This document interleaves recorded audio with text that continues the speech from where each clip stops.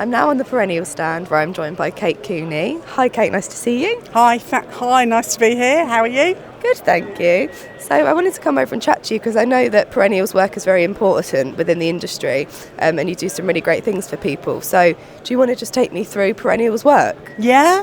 One of the things that always makes me laugh and fills me with great joy is that we were formed in 1839, so we've been doing it a long time. Yeah. Some gentlemen got together in a pub in London, true story, and said actually the way we treat head gardeners is appalling because they have tied cottages, and when they were too old, this is Victorian times, when they're too old or too poorly to work, they get kicked out their accommodation. At the time there was no welfare state, so those were our roots. If you fast forward 160 years, our trustees, so this is sort of about 20 years ago, our trustees got together and said, actually, we need to be looking at everybody in horticulture.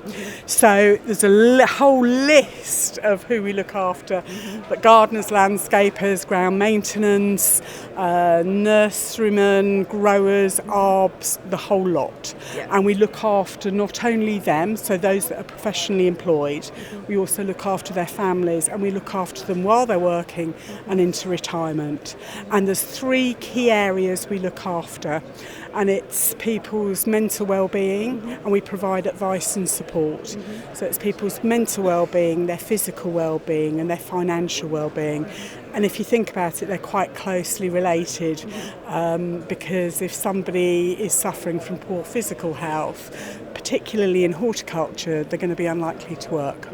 And so those are the services we provide. And we just want to get out to the industry that we're here. Our team, you can contact us via our website, you can contact us via our helpline, you can contact us by email, and support is out there for everybody that works in horticulture. And it's not just them, it's their families, so that can be their children, it can be their partners, it can be their parents. So that's what we do. And the only thing I don't like about working for Perennial is that we don't have an elevator pitch, because our services are so complex. Yes. And they're tailor-made for each person. Yeah. So you might call with one thing, but there's something else that we can help with, or there may be a root cause to one issue. So, for example, relationship breakup quite often comes with financial issues, legal issues, sometimes mental health. Yeah. So it's not, we don't have one thing fixes all. It's a bespoke service for everybody that contacts us. So that was my next question, actually. What type of support is it that you offer? As you just said, obviously it's tailor-made to each person, but what sort of examples, do people reach out to you about? Yes, so I can tell you, obviously our services are completely confidential and they're completely free, and that's really important for people to know about. So I'll give you a really good example of somebody that was one of our service users, and he came to talk to the whole Perennial team.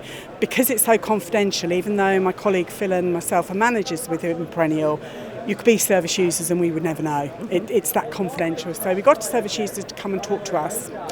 And he said he came to the whole Perennial team and some of our supporters, and he said he was a head gardener, and he said, and it was quite a rowdy room, and he said, I was diagnosed with a man cancer. So you could have obviously heard a pin drop. And he said, I didn't know what to do. He said, because my employer was getting cross because I needed time off for appointments. So he contacted his trade association, who in his case were the Professional Gardeners Guild. And they said, we can't help you directly, but we know an organisation that can, because we work very closely with a lot of trade associations. And so we had a caseworker came out to see him, wrote to his employer, dealt with the hospital and helped with appointments. And then he said, throughout all of this, I'm worried about my 90-odd-year-old mum. So they then put in place a care package for her to make sure she got the benefits that she needed. That was all put in place. He's been 5 years clear. I went to see his garden a couple of months ago. So, but it was a case of a really complex case that we had to help with. Now, that one had a happy ending. They don't always. We don't have a magic wand, but we certainly do improve lots of people's lives when they sometimes need us the most. Yeah, it's such a vital thing that you're doing, and the thing that the charity is advocating for. can people donate to Perennial? How is it that you're funded? So we don't receive any government funding, which is a bit of a double-edged sword, because obviously big swatches of cash would be lovely. But it means that we have the flexibility to provide the services that we feel are appropriate for the industry. So people can donate to us, they can go online and donate. I'm a partnership manager along with my colleague Phil Swainson, so businesses can become partners, individuals can donate via our website, do fundraising for us, buy our Christmas cards. If you go on perennial.org.uk, there's all sorts of ways. We make it very easy for you to give us your money. I think it's important. You just want to repeat how people could get in touch with Perennial if they're in need, because I'd like to highlight that. So our helpline is 0800 093 8543. And then there's our services at perennial.org.uk. If you forget all that, you can just Google Perennial Charity, go online, we'll pop up, and you'll find ways that you can contact us and get in touch easily. That's great. Thank you so much. It's been lovely talking to you. Thank you so much as well.